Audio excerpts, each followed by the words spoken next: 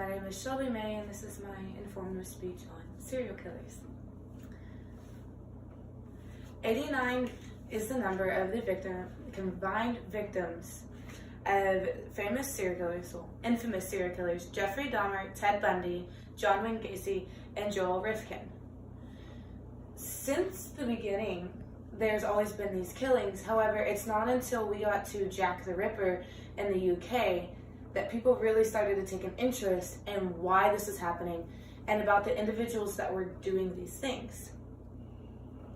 So as they've developed their research and their curiosity about these individuals and these serial killers, what they've tried to figure out is whether this is something that is created, if this is an evil that is just brought into the world, or if this was something that they're born with. Is this something that people are predisposed to? Are these homicidal tendencies something that's created through a young and a rough childhood, through their young adulthood, or is this something that is an injury or deformity in their prefrontal cortex?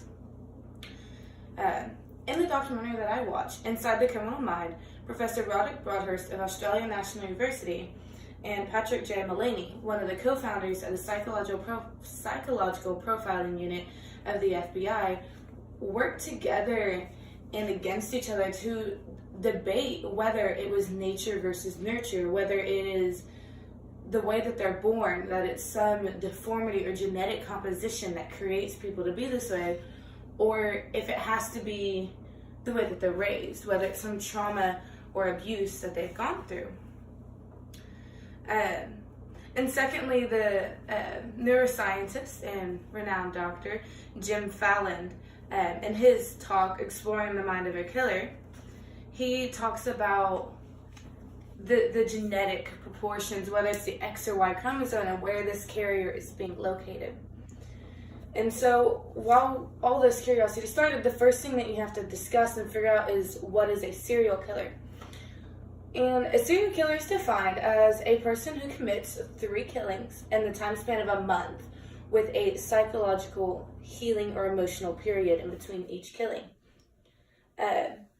What they've noticed out with serial killers is that every one that we have been able to catch and study and really investigate who they are and why the way that they are has been found to be of psychopathic tendencies, meaning that they are a psychopath. And what we've learned is that psychopaths are people who use intimidation, charm, manipulation, and violence to fulfill their own needs without any regard, empathy, or remorse for other people or their actions. With that, we've learned that there is a tool, a process called the McDonald Triad, talked about by Mr. Mullaney in the documentary. And the McDonald Triad was an early tool used by profilers, criminologists, and political officials to figure out why this was happening. And they noticed that there was this triad of effects that most psychopaths and serial killers demonstrated in early life. And this the triad is in neurosis, animal cruelty, and fire setting. And what they've learned is that if a person has any two of these factors, or a combination of all 3, then they are likely to have these tendencies further down the line. However, it was an early tool because they realized that it does not always hold true. With that, we go forward into the nature side and figuring out that Professor Roderick Broadhurst, he helped design and figure out and discover one of the latest breakthroughs, that there is a genetic and cranial component to this, and that these serial killers, the brain scans they looked at, actually had a very high functioning normal prefrontal cortex, but it was actually the amygdala that was shrunken down and smaller than the average person's and was low functioning. They discovered that what they've realized with this is that it created these tendencies, that area that was shrunken down controls all of their, is the part of the body that controls remorse and empathy. That these people also had a low resting heart rate that this caused them to not feel fear as greatly, and caused them to seek out these things for higher modes of adrenaline and to be able to feel the fear.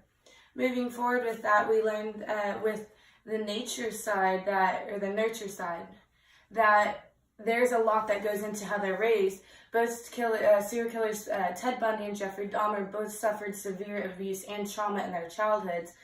And Patrick Mullaney discovered in his time at the FBI that just about every single serial killer had experienced one of the main 3 types of abuse in their childhood, or a combination of all 3.